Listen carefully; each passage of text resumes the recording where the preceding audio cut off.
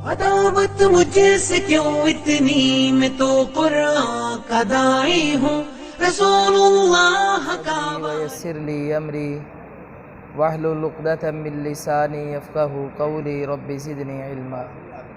आएगी। अल्लाहुम्मा इन्ना नस्अलुका इल्मन नाफ़िअन व रिज़्क़न तय्यिबन व अमलन मुतक़ब्बला। मोहतरम अज़ीज़ भाइयों, हमारा ये फ़हम कुरान व हदीस क्लास का दूसरा सीज़न स्टार्ट हो रहा है और इसका उन्वान जो तजवीज़ किया गया वो है हुकूक। हक़ की जमा हुकूक।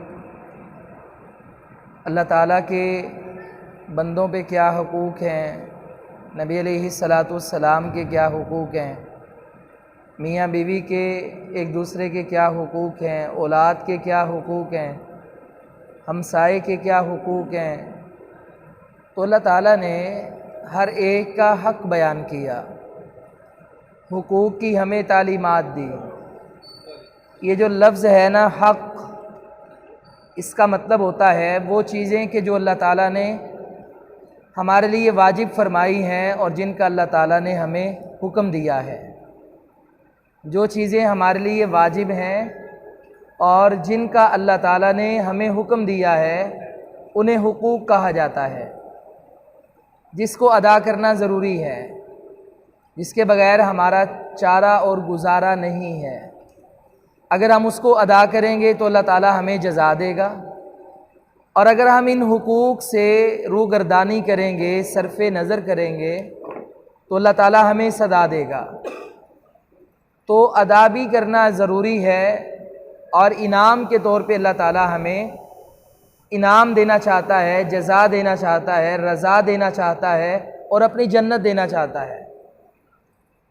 हर बंदा आज के दौर में अपने हुकूक की बात करता है कि हमारे हक़ दें, मेरा भी हक़ है, हमारे भी हक़ हैं। लेकिन इन हुकूक में सबसे अहम हक़ वो अल्लाह ताला का है। उसके बाद हमारे एक दूसरे पे हुकूक हैं। सबसे अहम और सबसे बड़ा हक़ वो अल्लाह ताला का है। अल्लाह ताला के हुकूक से हम अपने इस सबक का आगाज़ करते हैं कि अल्लाह ताला ने हमारे लिए कौन सी चीज़ें वाजिब करार दी और जो हमने काम करने हैं, जिनका हमने अल्लाह ताला को हिसाब देना है। अल्लाह ताला के जो हुकूक हैं वो कोई लंबे चौड़े नहीं हैं, वो कोई बहुत सारी अबहास में पढ़ने वाले नहीं हैं। अल्लाह ताला के जो हुकूक हैं वो सीधी सी बात है कि अल्लाह रब्बुल आलमीन की इबादत करें। अल्लाह ताला की जो इबादत है यही अल्लाह ताला का हक़ है, जिसको हमने अदा करना है। और हमारा दुनिया में आने का मकसद भी यही है कि हम अल्लाह ताला की इबादत करें। अल्लाह ताला कुरान मजीद में इसी बात का लोगों को हुक्म देता है।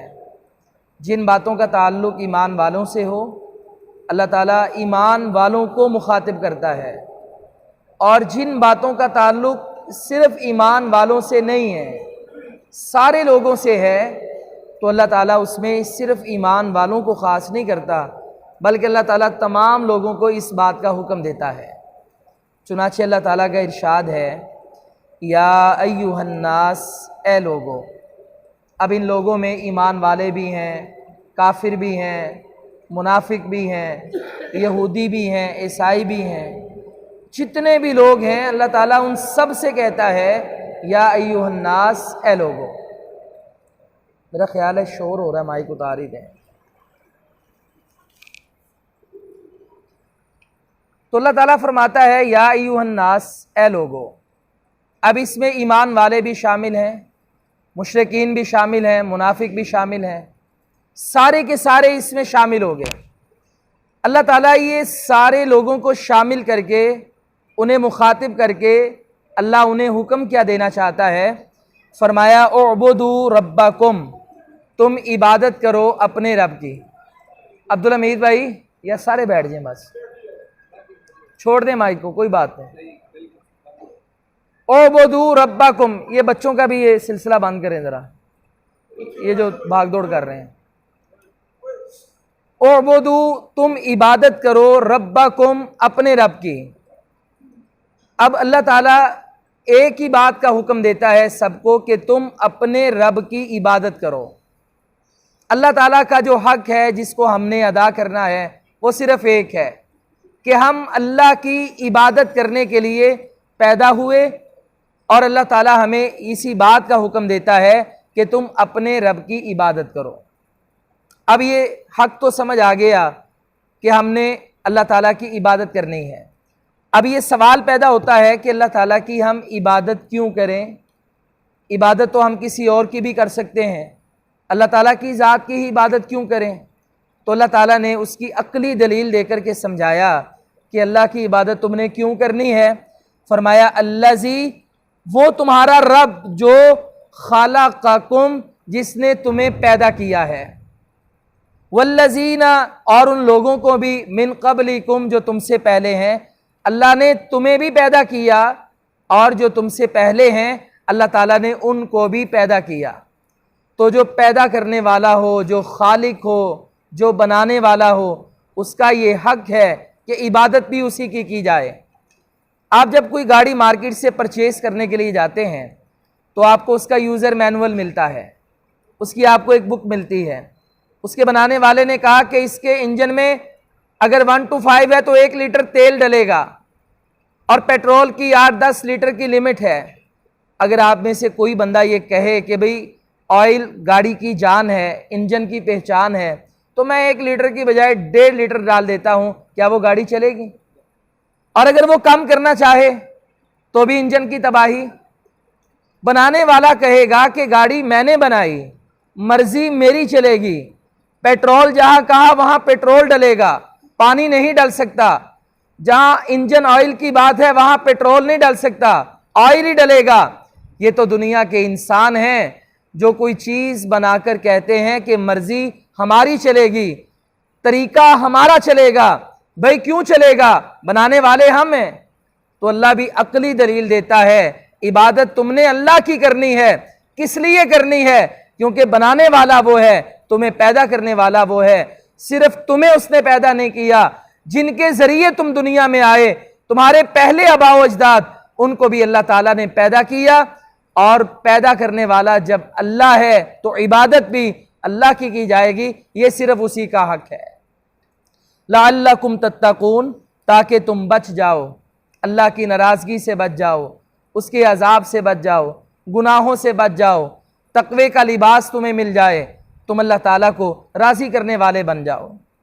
اب اللہ تعالیٰ ایک دوسرے مقام پہ فرماتا ہے وَاعْبُدُوا، اور تم عبادت کرو. یہ دوسری آیت، وَاعْبُدُوا، اور تم عبادت کرو. کس کی؟ اللہ تعالیٰ کی. وَلَا تُشْرِكُوا، اور نہ تم شرک کرو، بِهِ، اس کے ساتھ، شَيْئًا، ذرہ برابر بھی.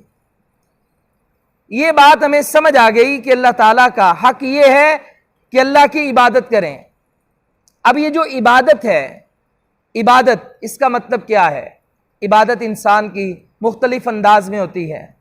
ہمارے جسم کی عبادت، بدنی عبادت.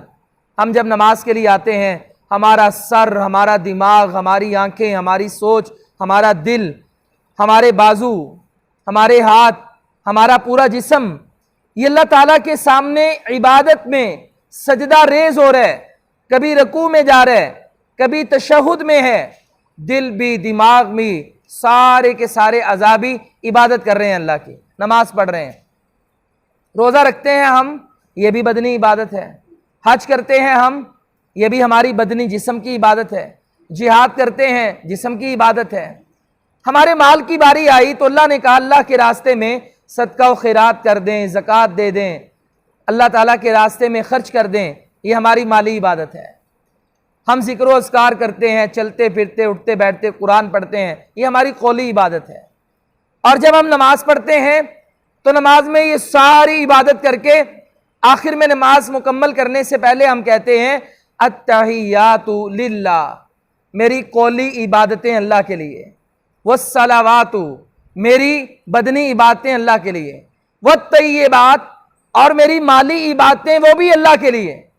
یا اللہ عبادت میں کرنے کے لیے آیا, میں نے عبادت میں جو جو عمل کیا ہے وہ سارے کا سارا عمل للہ, اللہ کے لیے ہے, میں اس میں اللہ کے علاوہ کسی اور کو شریک نہیں بناتا.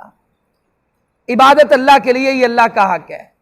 اب یہ جو اللہ تعالیٰ کی عبادت ہم نے کرنی ہے, اب اس کے بعد اللہ نے ہمیں کہا کہ ایک لائن میں رہ کے کرو. توحید کا حکم دیا, صرف اسی کی کرو. اس بات کا حکم دیا صرف اللہ کے لیے تمہاری نماز, تمہارے روزے, تمہاری عبادات ہونی چاہیے. اور ساتھ کہہ دیا وَلَا تُشْرِكُوا بِهِ شَيْئًا, اللہ تعالیٰ کے ساتھ تم نے ذرہ برابر بھی شرک نہیں کرنا. یہ ہے اللہ کا حق, کوئی لمبی چوڑی بات نہیں ہے. اللہ کا حق کیا ہے؟ اللہ کی عبادت کریں, توحید کے راستے پہ کریں, اور اس کے ساتھ کسی کو شریک نہ ٹھہرائیں. یہ اللہ تعالیٰ کا حق ہے جس کو ہم نے ادا کرنا ہے. اب یہ اللہ تعالیٰ کی جو توحید ہے, اس کے بھی عمومی طور پہ 3 قسمیں بیان کی جاتی ہیں جس کو اللہ تعالیٰ نے قرآن مجید میں بیان کیا.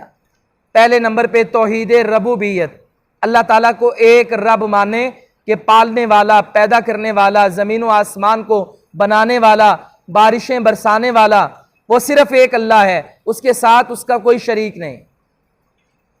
اس کے بعد ہے توحید الوہیت, اللہ تعالیٰ کی عبادت کریں, اسے معبود مانیں, صرف وہی عبادت کے لائق ہے. یہ جو توحید ربوبیت ہے نا, یہودی ہوں, عیسائی ہوں, مشرک ہوں, جتنے بھی اہل کتاب ہیں, یا مسلمانوں میں وہ لوگ جو شرک کے راستے پہ چلے ہیں, یہ سارے کے سارے توحید ربوبیت کے قائل ہیں, کوئی بھی اس میں شرک نہیں کرتا. قرآن میں اللہ تعالیٰ نے کتنی بار کہا اے نبی آپ ان مشرکین سے پوچھو, لات منات عزا کو پوجنے والوں سے پوچھو, زمین و آسمان کو کس نے بنایا, بارشیں کس نے برسائیں, پہاڑ کس نے بنائے, تمہیں رزق کون دیتا ہے, تمہیں پیدا کرنے والا کون ہے؟ فرمایا ساتھ ہی یہ کہیں گے لا یقولن اللہ, سارے کہیں گے اللہ. کیا کسی نے آج تک کہا کہ بھئی جب اللہ زمین و آسمان کو بنا رہا تھا تو عیسیٰ علیہ السلام بھی ساتھ شریک تھے؟ کسی نے کہا ہو موسیٰ یا عزیر بھی شریک تھے؟ کسی نے کہا ہو ہمارا بابا فلاں بھی شریک تھا؟ مشرکین مکہ نے کبھی دعویٰ کیا ہو کہ لات منات عزا یہ بھی اس میں شریک تھے؟ کبھی بھی کسی نے یہ بات نہیں کہی, کیونکہ توحید ربوبیت میں کوئی بھی شرک نہیں کرتا. سب یہ بات کہتے ہیں کہ یہ بنانے والا, پیدا کرنے والا, یہ سب کچھ کون ہے؟ اللہ ہے. اب شرک اس میں آیا, وہ توحید الوہیت میں آیا. جب بات عبادت کی آئی کہ نماز کس کے لیے, روزہ کس کے لیے, قربانی کس کے لیے, نذر و نیاز کس کے لیے, عشر زکوٰۃ کس کے لیے, یہاں پہ آ کے لوگوں نے اللہ تعالیٰ کے ساتھ شریک بنا لیے عبادت میں. جب ہم کلمہ پڑھتے ہیں تو کلمے میں رب کا لفظ نہیں ہے, لا رب الا اللہ نہیں ہے کہ نہیں کوئی رب مگر اللہ, بلکہ کلمے میں کیا ہے؟ لا الہ الا اللہ. اور ہم اگر کلمے کا ترجمہ کریں تو ہم یہ کرتے ہیں نہیں ہے کوئی معبود مگر اللہ. یہ ترجمہ درست نہیں ہے. معبود تو بڑے ہیں, بڑے لوگ بتوں کی پوجا کرتے ہیں. ہندوستان میں کتنے بت ہیں, پوجا تو ہوتی ہے. ترجمہ یہ ہے لا الہ, نہیں ہے کوئی معبود برحق, حقیقی معبود کوئی نہیں ہے. 2 نمبر بڑے ہیں, جعلی بڑے ہیں. اللہ کے ساتھ لوگوں نے شریک بنا کے مارکیٹ میں بڑے بڑے لانچ کیے ہیں, لیکن صحیح عقیدے کی بات کیا ہے؟ لا الہ الا اللہ, نہیں ہے کوئی معبود برحق مگر اللہ تعالی. حقیقی عبادت کے لائق صرف اللہ تعالیٰ ہے, اللہ کے علاوہ اور کوئی بھی عبادت کے لائق نہیں ہے. تو عبادت صرف اور صرف کس کی کرنی ہے؟ اللہ تعالیٰ کی. توحید کا اللہ تعالیٰ نے درس دیا اور ہمیں اس بات کا حکم دیا کہ اللہ تعالیٰ کے ساتھ آپ کسی کو شریک نہ ٹھہرائیں. یہ ہے اللہ تعالیٰ کا حق جو ہم نے ادا کرنا ہے. اس کی ایکو وغیرہ بند کر دیں. اس کے بعد ہم یہ صفحہ ذرا پلٹیں. ایک حدیث آتی ہے, اس میں بھی ہمیں اسی بات کا درس ملتا ہے. حضرت معاذ رضی اللہ تعالیٰ عنہ فرماتے ہیں قال کنت ردف النبی صلی اللہ علیہ وسلم علی حمار. حضرت معاذ فرماتے ہیں ایک دن میں نبی کریم صلی اللہ علیہ وآلہ وسلم کے ساتھ گدھے پہ سوار ہوا اور آپ کے پیچھے بیٹھ کر میں آپ کے ساتھ ساتھ چل پڑا۔ آگے اللہ کے نبی صلی اللہ علیہ وسلم سوار ہیں اور پیچھے میں سوار ہوں۔ کہا ہم چل پڑے۔ یقال لہ عفیر، قربان جائیں صحابہ کرام نے حدیث کا دفاع کتنا کیا، یعنی یہ حضرت معاذ یہ جو حدیث بیان کرنے لگے ہیں یہ اپنی آخری عمر میں بیان کر رہے ہیں، لیکن بات کتنی یاد نبی علیہ الصلوۃ والسلام کے خچر، گھوڑے، گدے سواری کا جس کو نام یاد ہے اس کو پیغمبر کا فرمان کتنا یاد ہوگا۔ کہتے ہیں یقال لہ عفیر، اسے عفیر کہا جاتا تھا، نبی علیہ السلام نے اس کا یہ نام رکھا تھا، یعنی یہ سواری کا رنگ تھا، یعنی ریڈ کلر کا سرخ رنگ تھا اور اس میں وائٹ کلر مکس تھا۔ اب آپ اس کو کوئی بھی سنہرا کلر کہہ لیں تو سنہرے رنگ کا گدھا تھا، اور عفیر کہتے ہیں سنہرے رنگ والا، تو نبی علیہ الصلوۃ والسلام نے اس کا نام عفیر رکھا۔ فقال، ہم جا رہے ہیں، نبی علیہ السلام آگے بیٹھے ہیں، میں آپ کے پیچھے بیٹھا ہوں۔ آپ نے کہا یا معاذ، اے معاذ، ہل تدری حق اللہ علی عبادی، کیا تو جانتا ہے کہ اللہ کا بندوں پر حق کیا ہے؟ ہمارا آج کا سبق کیا ہے؟ اللہ کا حق، حقوق اللہ۔ آپ نے فرمایا کہ اللہ کا بندوں پر حق کیا ہے، وما حق العباد علی اللہ، اور بندوں کا اللہ پہ حق کیا ہے؟ وہ کام، وہ حق جو بندوں نے اللہ کے ادا کرنے ہیں، اور پھر کچھ اللہ کے ذمے بھی کام ہے جو اس نے اپنے بندوں کا ادا کرنا ہے۔ اللہ اکبر، قلت، میں نے کہا اللہ ورسولہ اعلم، اللہ اور اس کا رسول زیادہ جانتا ہے۔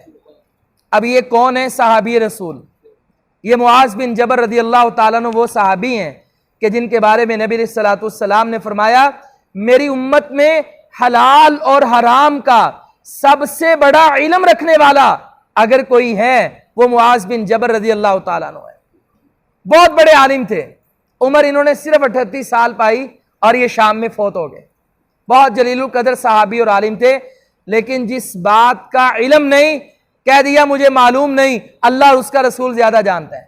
تو اس سے سمجھ آئی کہ اگر ہم سب کوئی کامل عالم نہیں ہیں، آپ سب جتنے لوگ بیٹھے ہیں ہم سب کوئی بہت بڑا وسیع مطالعہ نہیں رکھتے، تو اگر کسی بات کا دین کے مسئلے کا علم نہ ہو تو بغیر علم کے بات نہیں کرنی چاہیے۔ بندہ صاف صاف کہہ دے بھئی مجھے معلوم نہیں ہے، مجھے اس بات کا علم نہیں ہے۔ صحابی بھی تو کہہ رہے ہیں کہ اللہ کے نبی مجھے معلوم نہیں، اس سے شان میں فرق نہیں آتا بلکہ عزت میں اضافہ ہوتا ہے کہ بندے کو دین کی جس بات کا علم نہیں وہ صاف صاف کہتا ہے مجھے اس کا پتہ نہیں ہے، اللہ اور اس کا رسول زیادہ جانتا ہے۔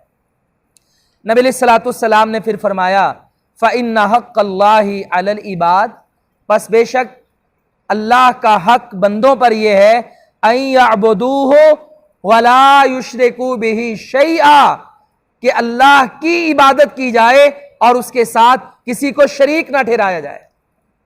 اللہ کا حق کیا ہے کہ اللہ کی عبادت کریں، اور لائن کیا ہونی چاہیے؟ توحید والی، صرف اللہ کی عبادت کریں اور اس کے ساتھ ہم کسی کو شریک نہ ٹھہرائیں۔ فرمایا وَحَقَّ الْعِبَادِ عَلَى اللَّهِ، اب بندوں کا حق اللہ پہ کیا ہے؟ اللہ يُعَذِّبَ مَن لَا يُشْرِكُ بِهِ شَيْئًا، کہ جو بندہ اللہ کے ساتھ شرک نہیں کرتا، گناہ گار ہے، اس کی زبان سے اس کے ہاتھ سے کوئی گناہ ہو گئے، کوئی خطا کا پتلا ہے لیکن شرک نہیں کیا، اللہ تعالیٰ پر بھی یہ حق ہے بندوں کا کہ اللہ تعالیٰ ایسے بندوں کو معاف کر کے جنت کا داخلہ عطا فرما دے۔ فَقُلْتُ یا رسول اللہ، میں نے کہا اتنی خوشی ہوئی مجھے کہ یار گناہ تو ہو جاتے ہیں بندوں سے، لیکن یہ ہے کہ شرک نہ کریں، ہم توحید پہ ہمیں موت آ جائے، اللہ کی ہم عبادت کریں اور عبادت میں صحیح لائن پہ چلیں، توحید والی لائن پر، اور اگر گناہ گار بھی ہیں تو اللہ ہمیں معاف کر دے گا۔ کہا مجھے اتنی خوشی ہوئی، میں نے کہا اللہ کے رسول صلی اللہ علیہ وسلم افلا ابشر بہ الناس، کیا میں یہ بات لوگوں کو جا کے نہ بتا دوں؟ کیا میں یہ لوگوں کو بھی بشارت نہ سنا دوں کہ اگر تم نے شرک نہیں کیا، شرک سے بچے ہو، اگر تمہیں موت آ گئی تو اللہ تعالیٰ تمہارے گناہ معاف کر کے تمہیں جنت کا داخلہ عطا کر دے گا۔ نبی علیہ الصلوۃ والسلام نے فرمایا لا تبشرہم، تو انہیں بشارت نہ دینا، فیتکلوا، اس کا یہ ہوگا کہ وہ اپنے اعمال پر اعتماد کر بیٹھیں گے اور نیک اعمال سے غافل ہو جائیں گے۔ اس بات کا نہ بتانا لوگوں کو محنت سے، لگن سے نیک کام کرنے دے، اور ہاں جب اللہ کے سامنے پیش ہوں گے جس نے شرک نہیں کیا ہوگا اللہ بھی اپنا حق ادا کرے گا، ان بندوں کو معاف فرما دے گا۔ حضرت معاذ رضی اللہ تعالیٰ عنہ نے یہ حدیث پھر اسی وقت بیان نہیں فرمائی، آپ جب دنیا سے جانے لگے پھر آپ نے یہ جو علم تھا اس کو چھپایا نہیں، یہ دنیا والوں کو دے کر کے گئے۔ اس حدیث سے ہمیں دو باتیں معلوم ہوئیں۔ نمبر ایک کہ اللہ رب العالمین کا حق یہ ہے کہ ہم اس کی عبادت کریں، لائن کیا ہو توحید پہ رہیں، اور اللہ تعالیٰ کے ساتھ ہم شرک نہ کریں۔ اب اللہ تعالیٰ نے بڑے بڑے عقلی دلائل سے یہ بات سمجھائی۔ قرآن مجید سارے کا سارا، سورۃ الروم پڑھ لیں، مجھے توحید کے دلائل میں جو سب سے پیاری صورت لگتی ہے، ویسے تو سارا قرآن ہی پیارا ہے لیکن جو پڑھنے کا مزہ مجھے آیا اور پڑھانے کا وہ سورۃ الروم ہے۔ اللہ تعالیٰ نے اس میں اپنی ایسی ایسی نشانیاں بیان کی، کہا یہ آسمانوں پہ جو بادل آ جاتے ہیں، پھر بادل چھا جاتے ہیں، پھر بادل قطرہ قطرہ کر کے ٹپکتے ہیں۔ اللہ فرماتا ہے اگر اللہ یہ آسمان سے ایک دم سارا پانی تم پہ گرا دے تو کیا کوئی زندہ بچ سکتا ہے؟ آج کراچی میں بارش ہوئی، کل ہوئی، سندھ میں، بلوچستان میں ایک سیلابی کیفیت ہے، تو میں خبر پڑھ رہا تھا تو آتا بھی آج 3 ملی لیٹر بارش ہو گئی، 4 ملی لیٹر ہو گئی، 1.5 ملی لیٹر ہو گئی، 2 ملی لیٹر ہو گئی۔ یعنی جب بارش برستی ہے پھر پیمانے سے وہ پانی جمع ہوتا ہے، وہ ماپا جاتا ہے، تو انسان حیران ہو جاتا ہے کہ پونے گھنٹے کی بارش تھی اور اتنا پانی۔ اور اگر تصور کریں اگر اللہ ٹپک ٹپک کے قطرہ قطرہ کر کے یہ پانی نہ گراتا، بادلوں کو حکم دیتا کہ ایک دم کھل جاؤ اور پانی گرتا، شاید ہماری یہ چھتیں بھی سلامت نہ رہتے۔ اور کبھی کبھی اولے پڑتے ہیں، وہ بھی قطروں قطروں کی طرح آسمان سے گرتے ہیں۔ اور اگر اللہ تعالیٰ یہ جو برف اٹھائے بادل ہیں ان کو حکم دے دے کہ ایک دم کھل جاؤ اور برف ایک دم سے گرا دو، تو انسانوں کا کیا بنتا ہے؟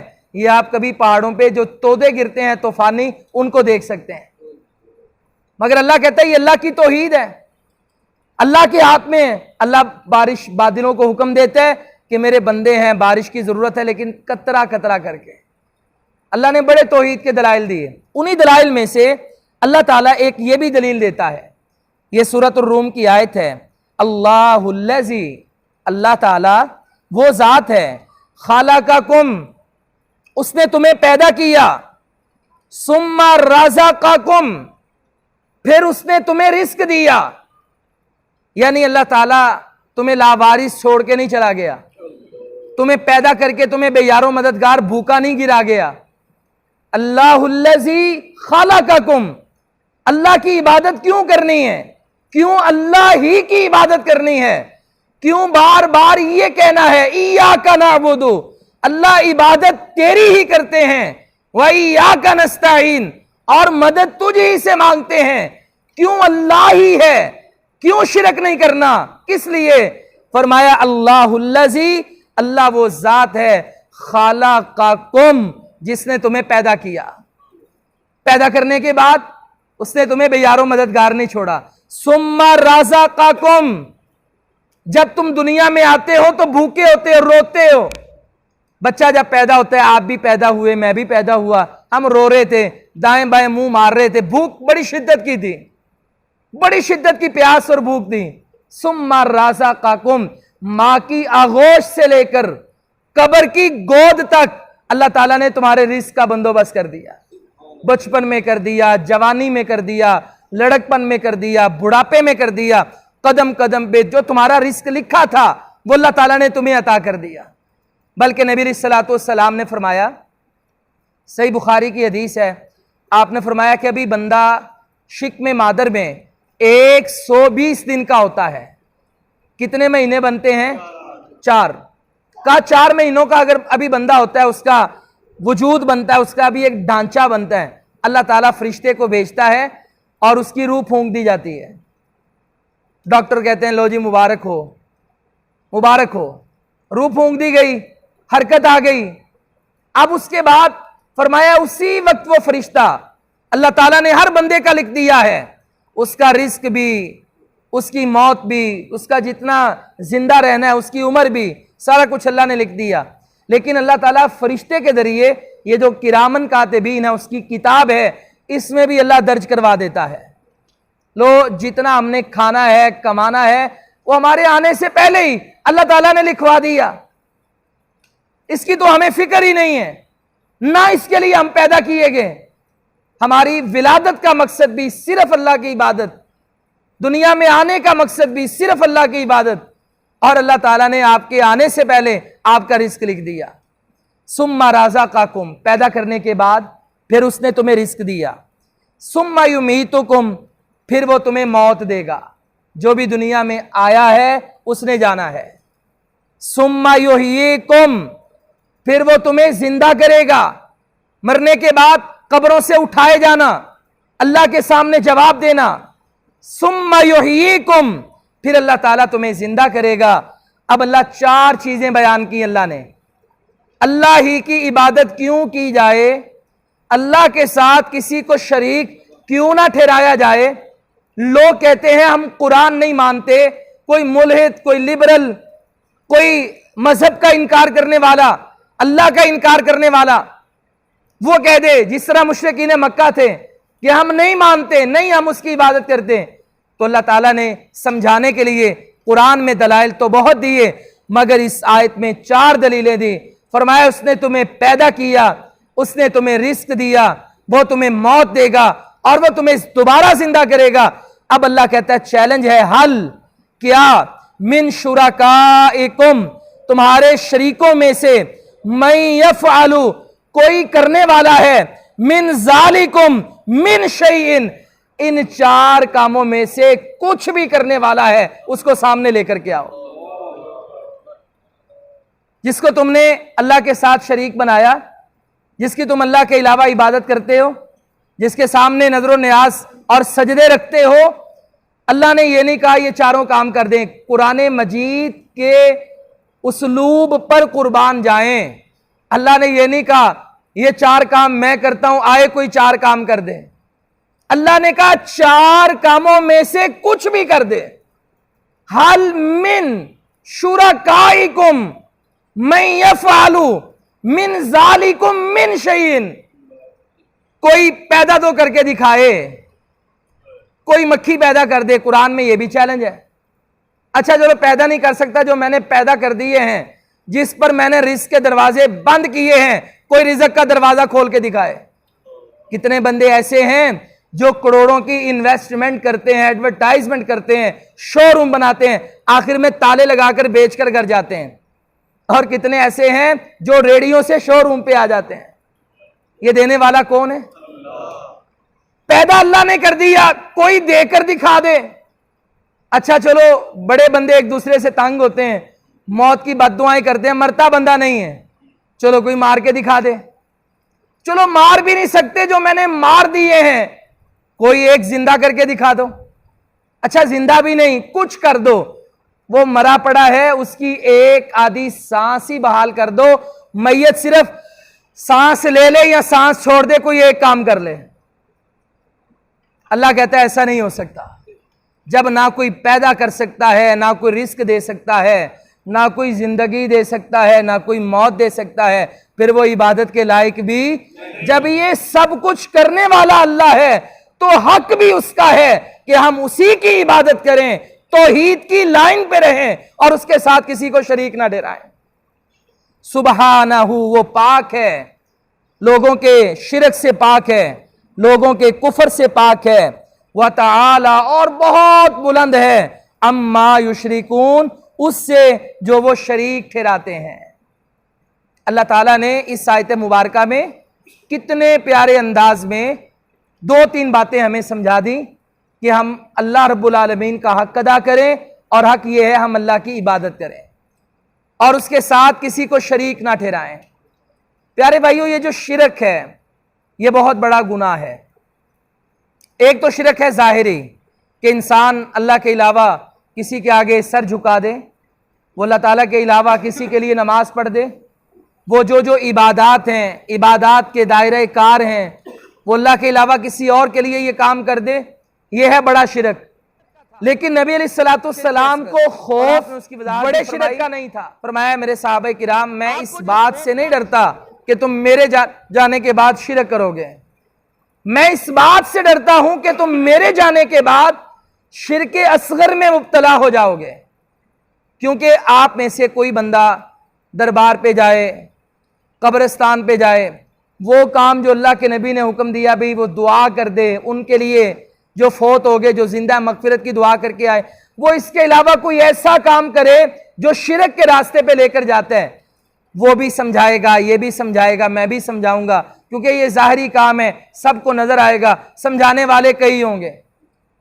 لیکن آپ نے فرمایا شرک اصغر جس سے میں ڈرتا ہوں، فرمایا الریا، وہ ریاکاری ہے، اس کا تعلق دل کے ساتھ ہوتا ہے۔ ظاہری طور پہ بندہ نماز پڑھتا ہے، دیکھنے والا کہتا ہے یار یہ نمازی ہے۔ ظاہری طور پہ بندہ حج کرتا ہے، دیکھنے والا کہتا ہے حاجی صاحب ہیں۔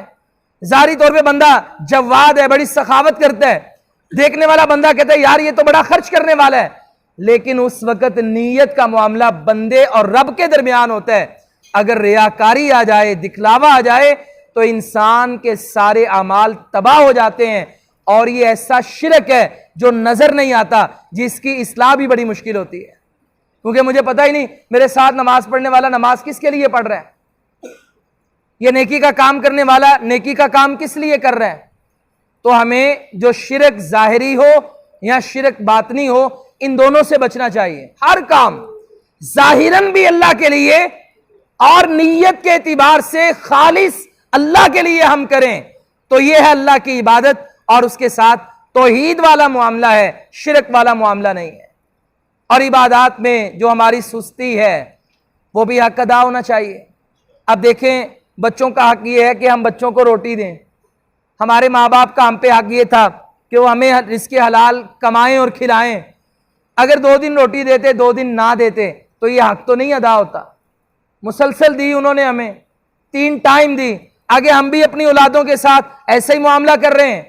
تو اسی طرح اللہ کا بھی حق ہے کہ عبادات میں تسلسل ہونا چاہیے، نماز ہے تو مسلسل ہونی چاہیے، روزہ ہے تو باقاعدگی سے ہونا چاہیے، اگر استطاعت ہے حج اور زکوٰۃ یہ بھی ادا کرنی چاہیے۔ عبادات میں اللہ کے حق میں سستی نہیں کرنی چاہیے۔ قرآن مجید کی ایک سورت ہے، اللہ تعالیٰ فرماتے ہیں ویل للمطففین، ہلاکت ہے کم تولنے والوں کے لیے، مطففین کے لیے۔ اللہ یہ مطفف کون ہے؟ جن کے لیے جہنم کی وادی اور ہلاکت کا اعلان ہے۔ فرمایا الذین اذا اکتالوا علی الناس یستوفون، یہ وہ بندے ہیں جب لوگوں سے مال لیتے ہیں وزن پورا پورا، کہتے ہیں 10 کلو کے پیسے ابھی کانٹا درست کر، 10 کلو مال چاہیے۔ وَإِذَا كَالُوهُمْ أَوْ وَزَنُوهُمْ يُخْسِرُونَ، جب یہ خود کپڑا ماپ کر دیں، پیٹرول ماپ کر دیں یا کسی چیز کا وزن کر کے دیں تو یہ بے ایمانی کرتے ہیں، لیتے ہوئے پورا پورا، دیتے ہوئے کم۔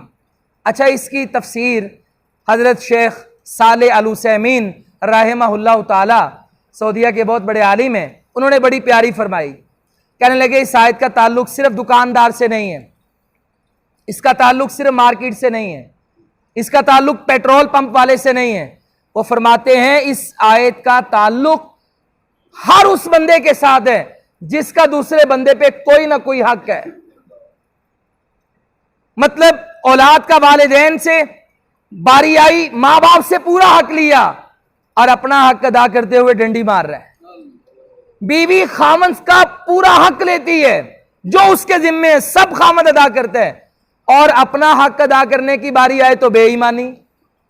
اسی طرح اللہ سے تو ہم سب کچھ لیتے ہیں کہ اللہ ہمیں رزق بھی دے دے، بنگلے بھی دے دے، مکان بھی دے دے، رقبے بھی دے دے، مگر جب اس کا حق ادا کرنے کی باری آئے تو ہم ڈنڈی ماریں، 4 نمازیں پڑھیں 1 چھوڑیں، 2 پڑھیں 3 چھوڑیں، ہفتے میں نمازی بن جائیں مہینے میں بے نمازی بن جائیں، نماز کو اہمیت ہی نہیں ہے۔ اللہ کی عبادت جو اللہ کا حق تھا، جو ہماری زندگی کا مقصد تھا، اسے ہم بھول جائیں تو ہم بھی ان لوگوں میں شامل ہیں جو اپنا تو حق پورا لیتے ہیں مگر حق ادا کرتے ہوئے بے ایمانی کا مظاہرہ کرتے ہیں۔ کہیں ہم بھی ان لوگوں میں شامل نہ ہو جائیں، ہمیں اللہ تعالیٰ سے ڈرنا چاہیے۔ تو نماز عبادت، ایک عالم ہے، انہوں نے ایک تفسیر لکھی اور اس میں انہوں نے بڑی پیاری بات کہی. فرمانے لگے کہ میں نے معاشرے میں لوگوں کو بڑا عجیب دیکھا، بڑا ہی عجیب دیکھا. پوچھا گیا عجب کی بات کیا ہے؟ کہا بچے فوت ہو جائیں تو زارو کتار روتے ہیں، ماں باپ دنیا سے چلے جائیں تو ہچکیاں لے لے کے روتے ہیں، کوئی دوست ساتھی رشتہ دار دنیا سے چلا جائے تو غمزدہ ہو جاتے ہیں، چوری ہو جائے تو دل پہ لگا لیتے ہیں، مال کا نقصان ہو جائے تو ہسپتال پہنچ جاتے ہیں. کہتا افسوس ہے ان بندوں کی نماز ضائع ہو تو یہ روتے نہیں ہیں، ان بندوں کی دین میں کمی آئے تو غمزدہ نہیں ہوتے، کبھی گھر میں بیوی بچوں سے یہ نہیں کہتے آج میری نماز رہ گئی کیا کروں. کہا یہ بندہ، یہ زمانہ اور یہ مسلمان بڑے ہی عجیب لوگ ہیں. جو انسان کا اصل سرمایہ عبادت کا، اعمال کا، عقیدے کا تھا، اس کے چھن جانے پر، گم ہونے پر روتے نہیں ہیں، اور جو عارضی چیزیں ہیں ان پہ رو رو کے اپنا وقت ضائع کرتے ہیں. اللہ کا حق یہ ہے کہ ہم اس کی عبادت کریں. عبادات میں جتنی چیزیں شامل ہیں، ارکان ایمان، ارکان اسلام، سارے کے سارے ادا کریں اور عبادات مسلسل کریں.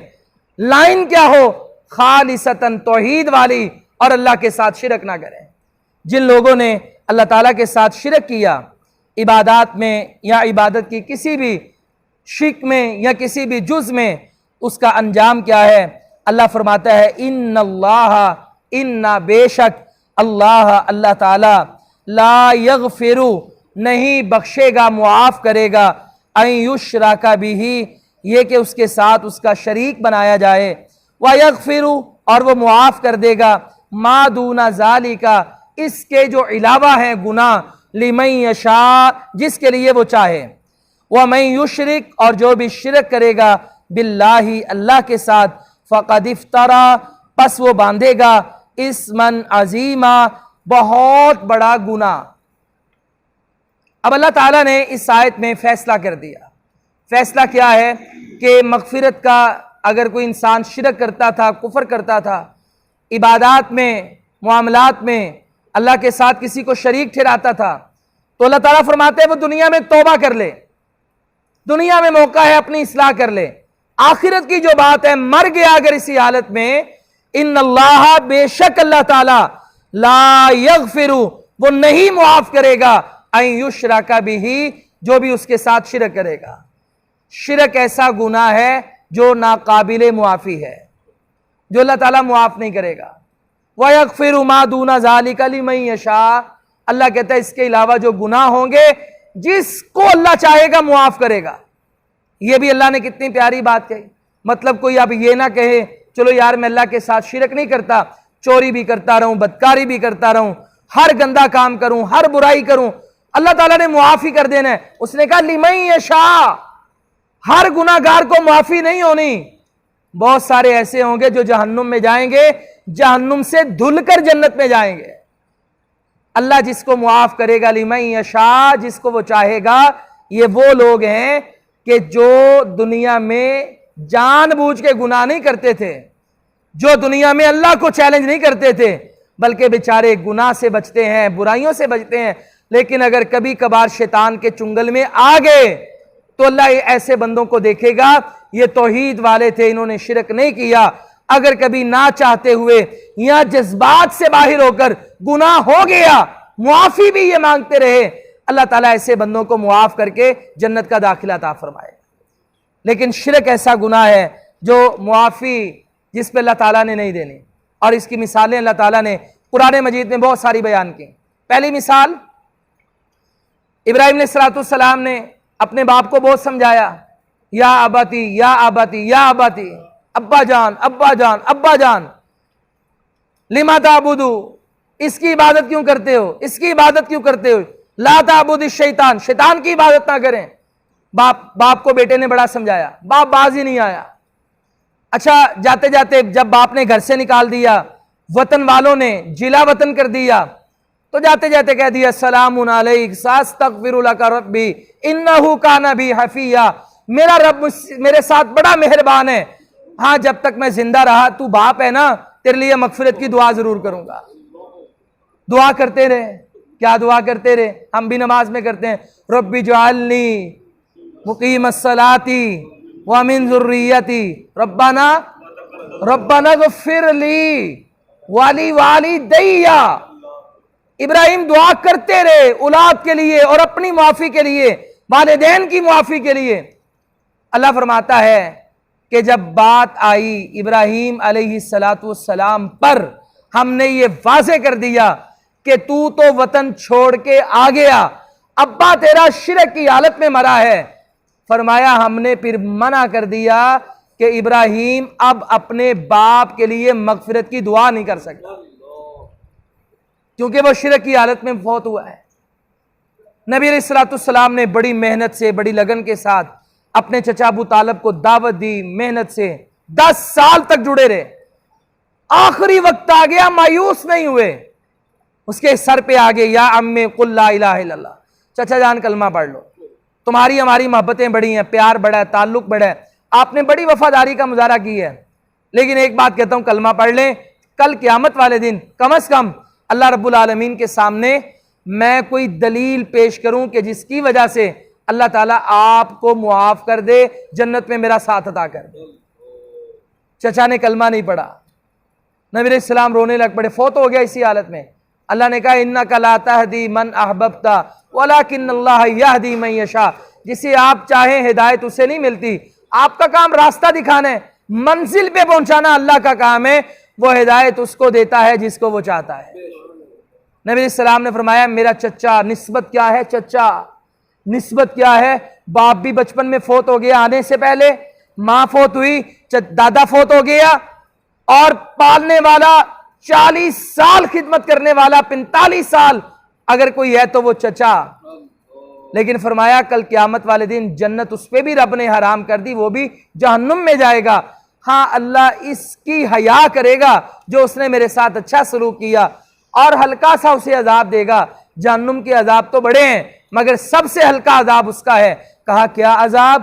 کہا صرف آگ کی جوتیاں پہنائی جائیں گی اور سر ایسے کھولے گا جیسے ہنڈیا ابھر رہی ہوتی ہے۔ چچا ہے، کلمہ نہیں پڑھا، شرک ہے، کوئی سفارش کام نہیں آ رہی۔ نوح علیہ السلام کا بیٹا ہے، شرک ہے، کوئی سفارش کام نہیں آ رہی۔ نوح علیہ السلام کی بیوی، لوط علیہ السلام کی بیوی مشرکہ تھی، کوئی سفارش کام نہیں آ رہی۔ آپ اپنے رشتہ داروں سے کہتے ہیں جو مانگنا مانگ لو، جو لینا لے لو، دنیا کا مال لے لو، کل قیامت والے دن تمہارے کام نہیں آ سکتا۔ کام کیا آنے؟ توحید، ایمان، عقیدہ۔ جو اللہ کا صحیح معنوں میں حق ادا کر گیا وہ کامیاب ہو گیا۔ ہمارے یہاں نا ایک افراط و تفریط والا معاملہ چلتا ہے، بھلا کیا؟ یہاں پہ حقوق اللہ اور حقوق العباد کا آپس میں تقابل کرتے ہیں لوگ۔ تقابل کرتے ہوئے بھلا کیا کہتے ہیں؟ حقوق اللہ تو اللہ نے معاف کر ہی دینے ہیں، حقوق العباد نہیں معاف ہونے، کہتے ہیں کہ نہیں ایسے؟ میں ایک ڈاکٹر سے ملا اور وہ بیچارہ 80 سال سے زائد تھا، گھر کے باہر اس نے کلینک بنایا ہوا، ریٹائر ہو گیا، پھر بھی وہ اپنے پیشے سے منسلک تھا، تو نماز نہیں پڑھتا تھا۔ ہم نے اسے کئی بار دعوت دی کہ یار اپنی عمر دیکھو، بندہ 60 سال سے اوپر تو بونس ہے، 70 سال سے اوپر، اور بندہ اسی وقت ہی اللہ تعالیٰ سے توبہ کر لے۔ ویسے تو زندگی کا اعتبار کسی کو نہیں ہے، مگر اتنی مہلت مل جانے کا مطلب ہے کہ اب بھی توبہ کر لو، تو نماز پڑھا کرو۔ کہنے لگا بھئی ہماری پڑھی پڑھائی ہے۔ کیسے بھئی؟ کہنے لگا بھئی میں لوگوں کی خدمت کرتا ہوں، دوائیاں فری دیتا ہوں، میں بخشا ہی بخشا، میری معافی۔ اور بھائی اگر معافی ہونی ہوتی تو گنگا رام بنانے والے کی ہو جاتی، سر گنگا رام ہے ہندو، اللہ نے اچھے کام پہ اسے عزت دے دی، مگر کل قیامت والے دن یہ کام اس کے کام نہیں آئے گا۔ میو ہسپتال، ایچیسن کالج، یہ ڈیال سنگھ، یہ فلاں یہ گلاب دیوی، یہ کون لوگ تھے بنانے والے؟ سارے کافر تھے، کام اچھے کیے مگر فائدہ نہیں ہے۔ ایک بات یاد کر لیں کہ حقوق اللہ اور حقوق العباد کا آپس میں کوئی تقابل نہیں ہو سکتا۔ یہ اللہ کا حق ہے، یہ بندوں کا آپس میں حق ہے۔ جس طرح آپ موٹر سائیکل پہ جاتے ہوں، اگر پچھلا ٹائر پنچر ہو جائے تو آپ کی گاڑی چلے گی؟ اگر اگلا ہو جائے، دونوں میں سے ایک، دونوں ہی ہو جائیں، بس یوں سمجھ لیں زندگی کی گاڑی کے 2 پہیے ہیں، ایک حقوقullah ایک حقوق العباد جو بیلنس کر کے چل گیا، اللہ کے بھی حق ادا کر گیا، بندوں کے بھی، وہ کامیاب ہے۔ دونوں میں سے جس کا پلڑا ہلکا ہو گیا وہ ناکام ہو گیا۔ افراط و تفریط اس معاملے میں قطعاً نہیں ہونی چاہیے۔ اللہ کے حق بھی ضروری ہے اور اس کے بندوں کے حق بھی ضروری ہیں، اور یہ دونوں ایسے ہی ہیں جیسے انسان کے لیے ایمان میں اور اس کی زندگی میں ایک بیلنس کا سبب اور ذریعہ بنے۔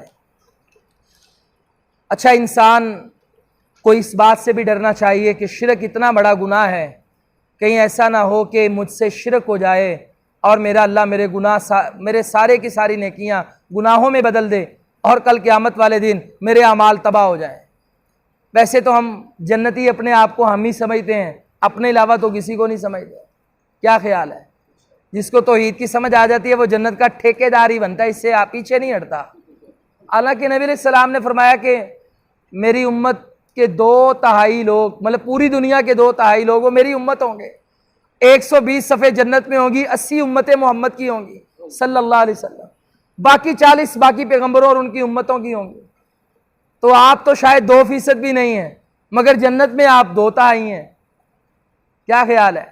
تو یہ ہمیں اس بات کا پیغام ملتا ہے کہ اللہ تعالیٰ توحید کی سمجھ دے دے اور شرک سے نجات دے دے، اس پر کبھی اترانا نہیں چاہیے، تکبر نہیں کرنا چاہیے۔ نہ جانے زندگی کے کسی آخری موڑ پر انسان سے دانستہ یا نہ دانستہ کوئی ایسا گناہ ہو جائے جو اسے مشرکین کی صفوں میں شامل کر دے اور اس کا توحید کا سارا کھاتا ہی گل ہو جائے۔ اس حوالے سے ایک حدیث آپ کے سامنے دعا ہے، اور اس سے پہلے ایک حدیث ہے، وہ اس لیے لکھی تاکہ اس دعا کی اہمیت واضح ہو جائے۔ حضرت ماکل بن یسار، میری طرف دیکھیں ذرا، رضی اللہ تعالیٰ عنہ فرماتے ہیں ابو بکر صدیق رضی اللہ تعالیٰ عنہ نے مجھے اپنے ساتھ لیا، ہم جا رہے تھے تو چلتے چلتے ہم نبی علیہ الصلوۃ والسلام کے پاس چلے گئے، آپ کی مجلس میں آئے بیٹھے، آپ نے ابو بکر رضی اللہ تعالیٰ عنہ کو مخاطب کیا۔ نبی علیہ السلام نے فرمایا ابو بکر یا ابا بکر حل تدری للشرک اخفی من دبیب النمل، ابو بکر کیا آپ جانتے ہیں شرک جو ہے وہ چیونٹی کے قدموں کی آہٹ سے بھی زیادہ مخفی ہے۔ آپ میں سے کوئی بندہ یہ آج مجلس میں بتائے کہ چیونٹی رینگتی ہو اور اس نے اس کے قدموں کی آواز کو سنا ہو؟ کوئی بندہ بتا؟ چلے محسوس تو کر سکتے ہیں، وہ جب جسم پہ چلتی ہے تو پتہ چلتا ہے بھی کچھ نہ کچھ ہو رہا ہے، اور اگر ہلکی سی کاٹی کر دے تو انسان تڑپ اٹھتا ہے، حالانکہ وہ ہے کتنی اور اس کا منہ کتنا ہے یہ بھی انسان کبھی اس پر بھی غور کرے۔ کسی نے چیونٹی کے قدموں کی آہٹ کو سنا؟ فرمایا شرک اس سے بھی زیادہ مخفی ہے۔ حضرت ابوبکر صدیق چونک پڑے، آپ نے فرمایا اللہ کے نبی شرک تو یہ نہیں بندہ اللہ کے علاوہ کسی اور کی عبادت کرے۔ آپ نے دوبارہ کہا ابو بکر والذی نفسی بیدہ، اس ذات کی قسم کہ جس کے ہاتھ میں میری جان ہے، لشرک اخفی من دبیب النمل، اور شرک تو چیونٹی کے رینگنے سے زیادہ مخفی ہے، یعنی تمہیں پتہ ہی نہیں چلتا تمہارے اندر شرک داخل ہو جاتا ہے۔ انسان کا کوئی قول، کوئی عمل، ریاکاری، اس کے دل کا معاملہ، اس کا کوئی بول، اس کی کوئی بات، اس کا کوئی معاملہ، بعض دفعہ ایسی زبان سے بات نکل آتی ہے کہ وہ مشرکین کی صفوں میں شامل ہو جاتا ہے۔